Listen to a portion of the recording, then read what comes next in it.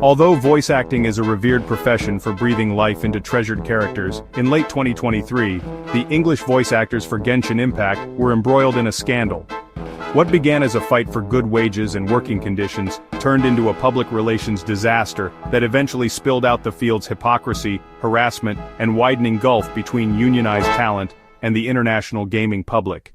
This essay decodes the controversy that reshaped perceptions of the voice acting industry through a storm involving clashes over union ethics, social media breakdowns, and backlash from fans.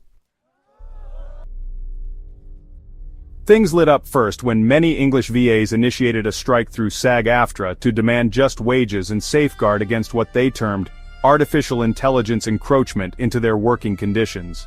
While the fans had initially sympathized with the cause, the relation turned sour when Genshin Impact decided to use Jacob Takanashi, a non-union actor from Japan, to replace a union role during the running strike. Union VAs immediately dubbed him a scab, a term of derision for those violating the picket line, which elicited public ire. Critics point out the absurdity. Takanashi, well outside of the union's jurisdiction, was under no obligation whatsoever to honor the strike. Some fans went as far as accusing the union of bullying, pointing out that the criticism towards Takanashi was tightly veiled gatekeeping. Increased scrutiny by the fanbase exposed the most glaring double standards. Union VA Karina Boder had denounced Takanashi in public while continuing to take union jobs herself. Grumbling about hypocrisy settled in social media as fans began to contrast her condemnation of Takanashi while actively participating in other union projects. The clear message was that the union's expression of solidarity seemed selective, using public shaming instead of sincere labor advocacy. Takanashi had been painted as a traitor by union-aligned voice actors who did not relent in their online harassment against him. However, Genshin Impact fans pleaded for his case and flooded Twitter and Reddit with posts supporting Takanashi. A tweet that gained traction expressed, "Let him work. This is not solidarity. This is bullying." The community's backlash indicated an increasing resentment toward the union's moves, which many saw as vengeful rather than constructive. In the manipulative project and media grain, it worked like a charm for union voice actors and their journalist allies to take control of the narrative, but their broadside ricocheted back unexpectedly.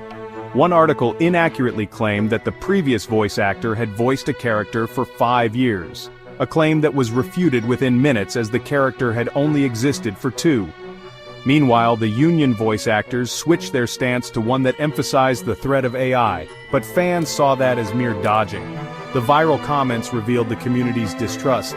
Why fear AI when you're gatekeeping humans? Two of the most explosive meltdowns were from Kaylee Mills, who is a union voice actor and angered a good number of voice actors trying to make ends meet, and in a since-deleted tweet said, "If you can't afford to pay rent, maybe voice acting is not your thing." Fans accused her of elitism after finding out that she had a history of non-union work. Mills deleted her Twitter account eventually, but not before her hypocrisy was immortalized in memes across the internet. The above events had the voice actress for Paimon, Genshin Impact's mascot character, going through her own reckoning. The Chinese audience rolled out hard-hitting memes criticizing her from a now-deleted video showing her dissing detractors, and then edited her into a clown-nosed caricature and captioned it, "AI does it better."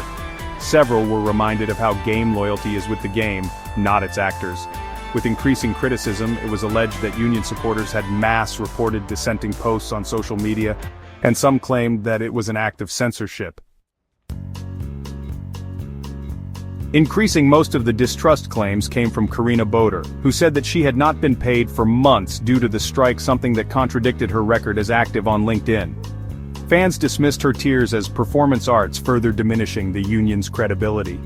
Ironically, the union's battles against AI have probably fast-tracked its acceptance even more. Fans began to post examples of AI-generated voice clips of, say, Paimon, and praised them as having quality and too much less drama. Polls proved that most responded positively in favor of churning even more union VAs with outside of the union and even AI substitutes. SAG-AFTRA's tantrum is the best ad for AI ever, stated one user on Reddit.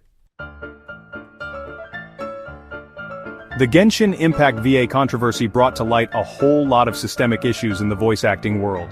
A dispute about labor practice soon turned into a cautionary tale about hypocrisy, ego, and the consequences of cutting off one's audience. The union's reputation is in tatters now, while the fans, they wield the weapon of social media, clearly have told everyone that unprofessional behavior brings unprofessional consequences. Such is the lesson learned with the advent of AI in the industry, wherein this episode proves to be the grand reminder that trust is earned, not demanded.